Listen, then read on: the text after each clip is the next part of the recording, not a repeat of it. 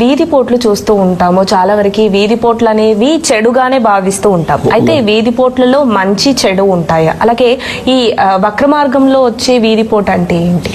సాయిరం అమ్మ, వాస్తవం నేరుగా మనకు కంటికి కనబడుతుంటుందమ్మా.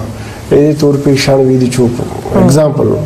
కానీ అది తూర్పు ఈశాన్య వీధి చూపు అనేది చాలా మంచి పోటమ్మా.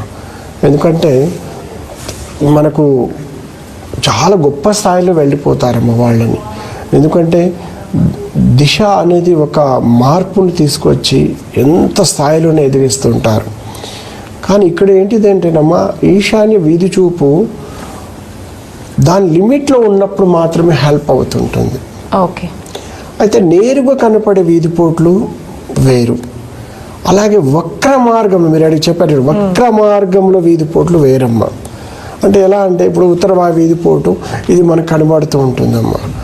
కానీ ఆ ఉత్తరవాయుని గమనించినప్పుడు, అంటే ఎగ్జాంపుల్ ఇలా క్రాస్ వచ్చేస్తుంటుంది. అంటే దూరం నుంచి మీకు ఎలా చెప్పాలంటే ఎగ్జాంపుల్ చెప్తుంటానమ్మా.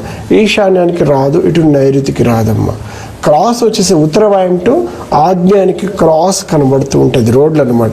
అవి ప్రత్యేకంగా చూసినప్పుడు అలాంటి వీధిపోట్లు ఉన్నప్పుడు ఏంటంటే ఖాళీ ప్లాట్లు ఎక్కడ దేశంలో ఎక్కడ ఉన్నా కూడా నష్టాన్ని ఇస్తాయి.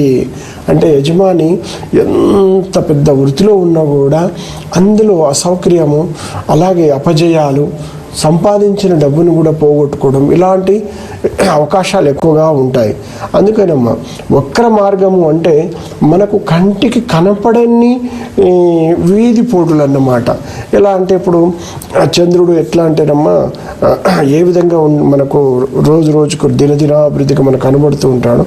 ఇలాగ ఇక్కడ ఎలా ఉంటుందంటే వక్ర మార్గంలో ఉన్న వీధిపోటు లేదనిపిస్తుంది, కానీ వీధిపోటు ఉంటుంది.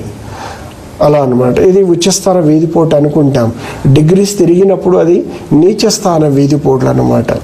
అందుకనేనమ్మా ఖచ్చితంగా వక్ర మార్గంలోని వీధిపోటు ఉన్నప్పుడు అలాంటి స్థలాలు కొనుక్కొని పెద్ద పెద్ద అపార్ట్మెంట్లో కానీ కల్చర్లో ఉండడం కానీ, సహజంగా మనం ప్లాట్లు సైడ్ తీసుకొని దాంట్లో మొదలు పెట్టడం, ఇలాంటి చేసినప్పుడు తప్పనిసరిగా ఆర్థికంగా, ఆరోగ్యపరంగా, మానసికంగా అన్ని విధంగా కుంగిపోవాల్సి వస్తుంది.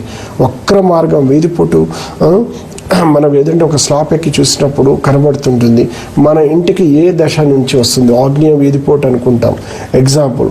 అది ఎలా చేస్తుంది, చక్కగా ఆగ్నేయం నుంచి మనకు నేరుగా ఇంద్రస్థానం నుంచి కూడా క్రాస్ పోర్టులు వస్తుంది. అందుకని వక్ర మార్గంలో కానీ రోడ్స్ అక్కడ బెండ్ అవ్వడం వలన కానీ, లాంగ్లో రోడ్లు అంటే ఈశాన్యం పెంచుకుంటూ క్రాస్ పోర్టులు కానీ ఇలా ఉన్నప్పుడు చాలా జాగ్రత్తగా వాటి నుంచి మనం తప్పించుకొని గృహ నిర్మాణం చేసుకోవాలి.